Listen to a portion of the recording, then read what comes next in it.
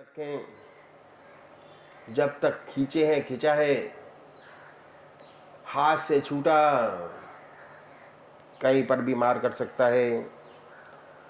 मुंह पर लग जाए, माथे पर लग जाए, बिल्कुल यही दशा होती है। इस अभ्यास में दबाव शुरू से ही है और हर दबाव की प्रतिक्रिया साथ साथ सामने आ जाती है।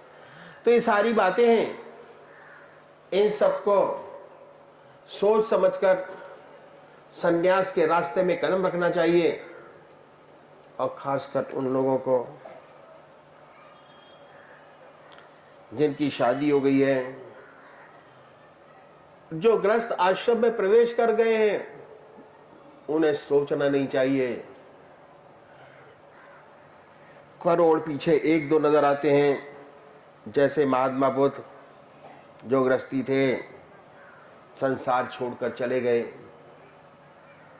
और परमात्मा को प्राप्त किया। लेकिन हजार पीछे 999 असफल होते हैं।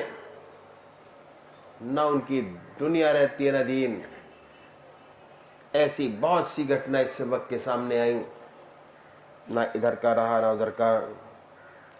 सर्विस छोड़ी, बच्चे छोड़े, कुछ ना कर पाया, बर्बाद हो गया।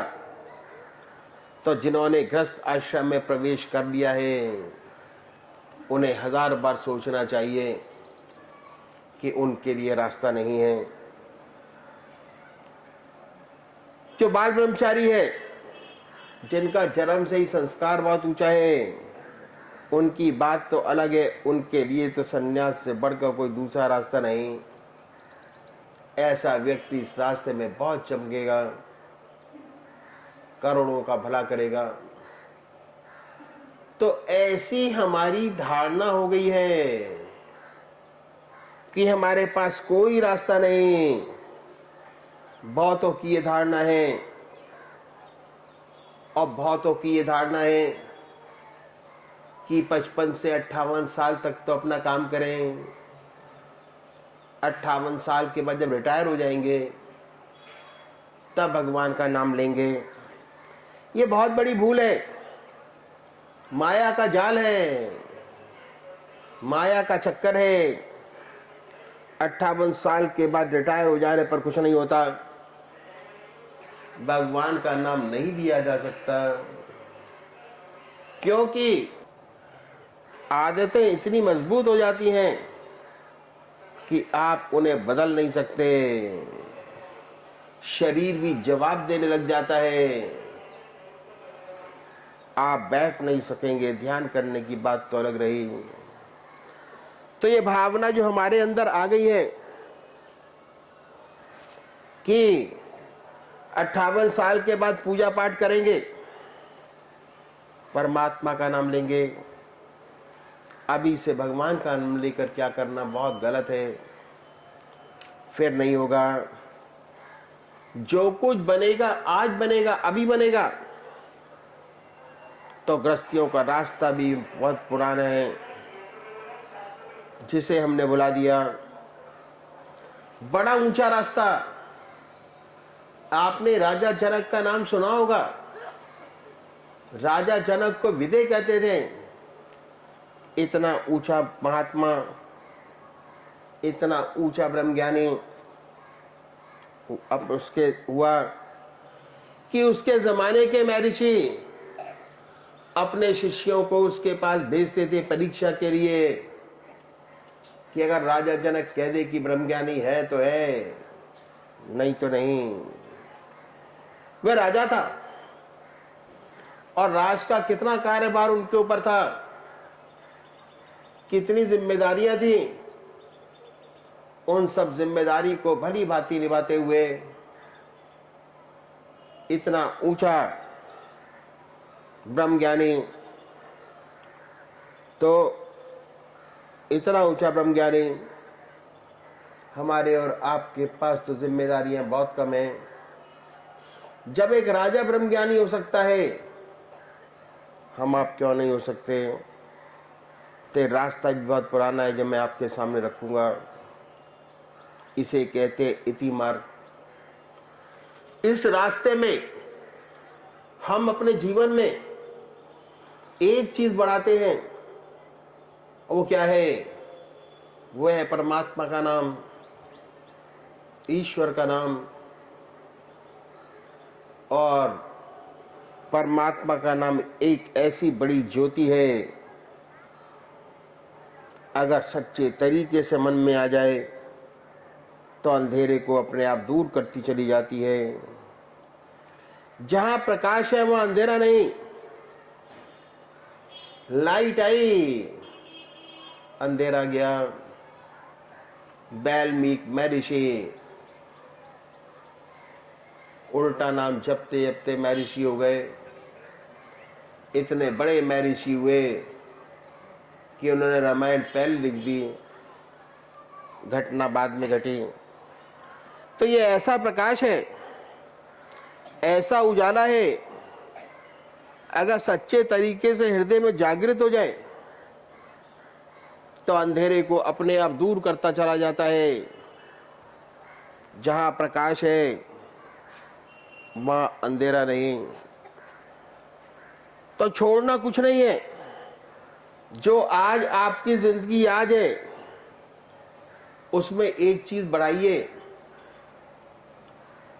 इस रास्ते पे चलने वाले जो हमारे सद्गुरु हुए, एक के पीछे एक, उन्होंने परमात्मा को पाने के लिए, जीवन मुक्त अवस्था प्राप्त करने के लिए अपनी जिंदगी में बड़े कष्ट उठाए। उनकी जिंदगी बड़ी कठोर की थी। बड़ी कठिनाइयों में रहते हुए यह रास्ता, विद्या को उन्होंने न केवल प्राप्त किया बल्कि हमारे लिए एक रास्ता छोड़ गए। अगर इस रास्ते से हम चलें, हमें भी जीवन मुक्त अवस्था प्राप्त हो। अपनी जिंदगी में जीवन मुक्त अवस्था प्राप्त करना हमारा लक्ष्य है। चाहे आप सन्यासी हो, चाहे आप गृहस्थी हो, चाहे किसी भी तरीके से क्यों ना हम जीवन मुक्त अवस्था प्राप्त करें, ज्ञान से, कर्म मार्ग से, सन्यास से, गृहस्थ से जीवन मुक्त अवस्था प्राप्त किए प्राणी में दो विशेष बात पैदा हो जाती है। पहला, निरंतर परमात्मा की याद, भगवान का ध्यान निरंतर बना रहता है।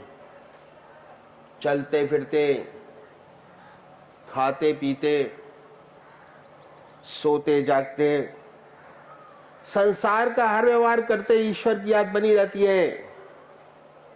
दूसरी बात क्या है? उसके जो कर्म हैं वे निष्काम कर्म हो जाते हैं। ये दो बातें हैं स्थित प्रक्रिया जीवन मुक्त कहिए में पैदा हो जाती हैं। अब देखना क्या है? देखना ये कि इसी संसार में रहते हुए, इसी दुनिया के बीच में रहते हुए, सारे काम करते हुए कैसे हमें 24 घंटे का ध्यान बने, कैसे उस परम पिता परमात्मा का ध्यान बने, कैसे हमें निष्काम कर्म करने की आदत बने। इन संतों ने, इन सद्गुरुओं ने, जिन्होंने अपने जीवन काल में जीवन मुक्त अवस्था प्राप्त की, हमारे लिए एक रास्ता छोड़ गए। अगर हम इन गुरुओं को अपनाएं तो हमारा रास्ता भी आसानी से तय हो जाए। हर व्यक्ति अपनी संतान के लिए कुछ ना कुछ गुर छोड़ जाता है। एक व्यापारी है, अगर उसका बच्चा व्यापार में है, अपनी संतान के लिए गुर छोड़ता है, उसको अधिक कष्ट नहीं उठाना पड़ता अपना व्यापार चलाने के लिए। एक लड़का है, अगर उसका डॉक्टर है, उसका लड़का डॉक्टर है, वो अपने साथ क्लिनिक में गुर छोड़ जाता है, उसको अपना क्लिनिक चलाने में दिक्कत नहीं आती। इसी तरह इंजीनियर अपने बच्चों के लिए गुर छोड़ जाता है। हमारे सिलसिले के जो संत महात्मा हुए, ये कुछ गुर छोड़ गए। अगर इन गुरों को अपनाएं, बड़ी आसानी से हमारा रास्ता तय हो जाए। हम 24 घंटे का ध्यान प्राप्त हो, कैसे सच्चे निष्कामता प्राप्त हो, मैं इन गुरुओं को आपके सामने रखूंगा।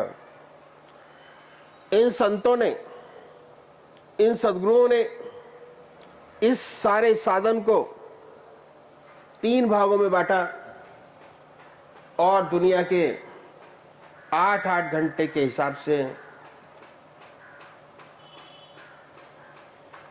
दिन के 24 घंटों को भी बांटा। साधना का पहला स्टेप पूरा कर लेने से 24 में से 8 घंटे आपके अपने हो जाएंगे। साधना का दूसरा स्टेप पूरा कर लेने से 16 घंटे आपके अपने हो जाएंगे। और साधन का तीसरा स्टेप पूरा कर लेने से 24 घंटे निरंतर परमात्मा की याद बनी रहेगी। सच्ची निष्काम कर्मता आपको प्राप्त होगी। अभी मैं साधन की पहली सीढ़ी आपके सामने रखूंगा, जिसमें 8 घंटे आपके अपने हो जाएंगे। पहली बात इन संतों ने बताई कि परमात्मा ने बड़ी असीम दया कृपा कर कर हमको मनुष्य योनि प्रदान की है। ये सबसे बड़ी देन है जो हमें प्राप्त है। मनुष्य योनि एक ऐसी योनि है जिसमें परमात्मा ने विवेक बुद्धि दी है, कर्म करने का अधिकार दिया है।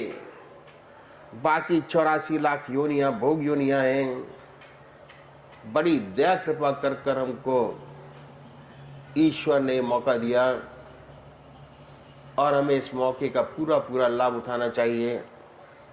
कहा है, बड़े भाग्य मानुष तन पाव, सुर दुर्लभ सद ग्रंथन गाव, साधन दाम मोक्ष कर द्वारा, पाए न जहीं पर लोक सवारा।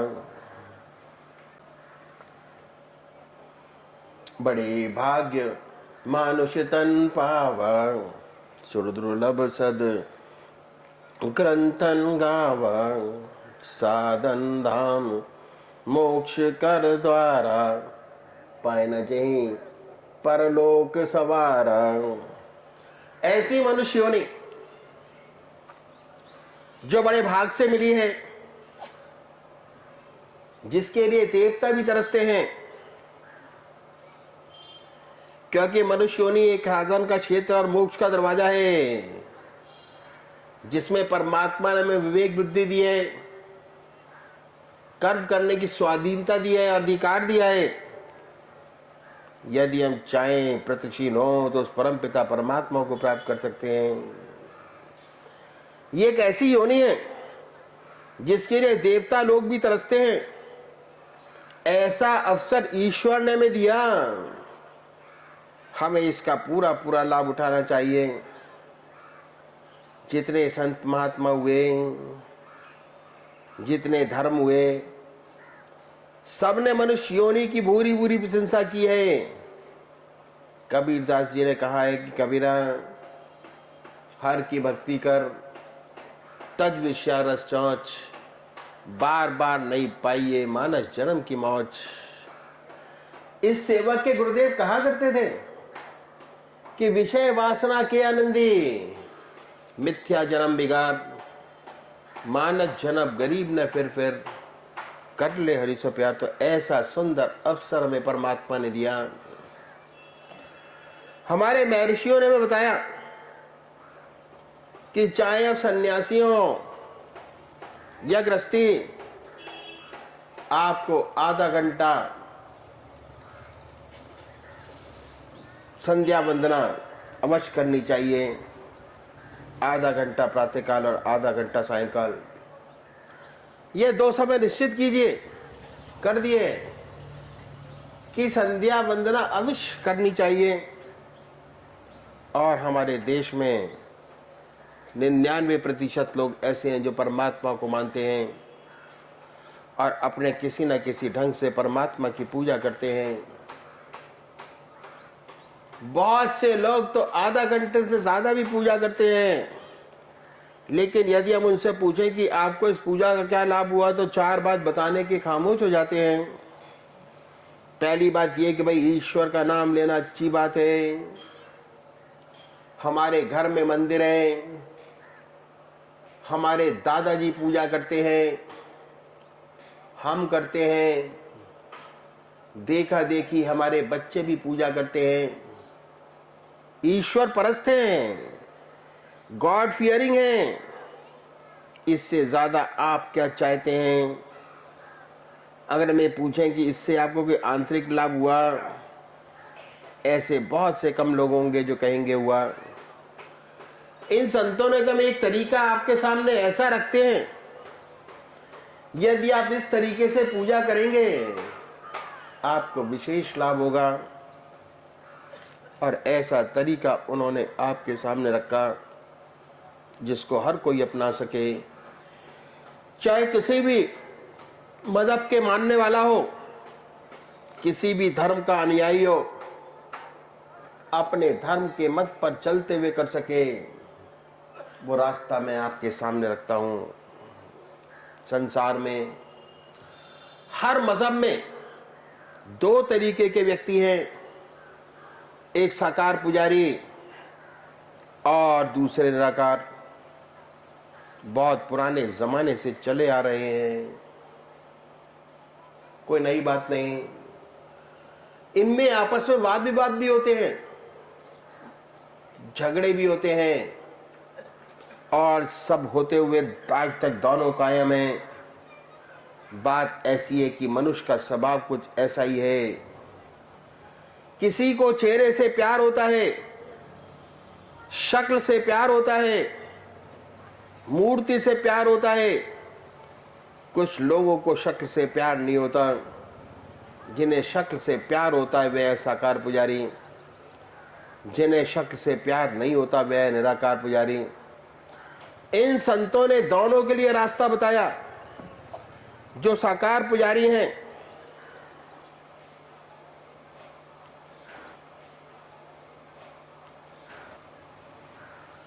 जो साकार पुजारी हैं, वो क्या करें?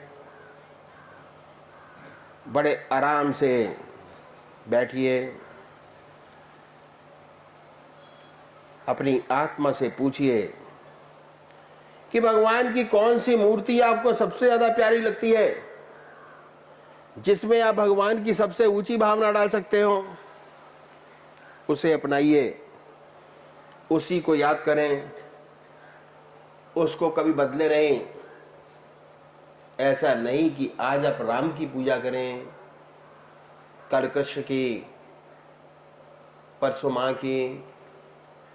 अगर रोज रोज बदलेंगे तो क्या होगा? इसका विशेष लाभ आपको नहीं होगा। दरअसल में पूजा का जो मकसद है वह चित्त की एकाग्रता प्राप्त करना है, और उससे ऊपर उठे तो मैं ये कहूंगा कि चित्त की वृत्तियों का निरोध प्राप्त करना। ऐसी हालत कि जिसमें विचार शून्यता प्राप्त हो जाए, वह जब ही हो सकता है जब आपका एक इष्ट हो।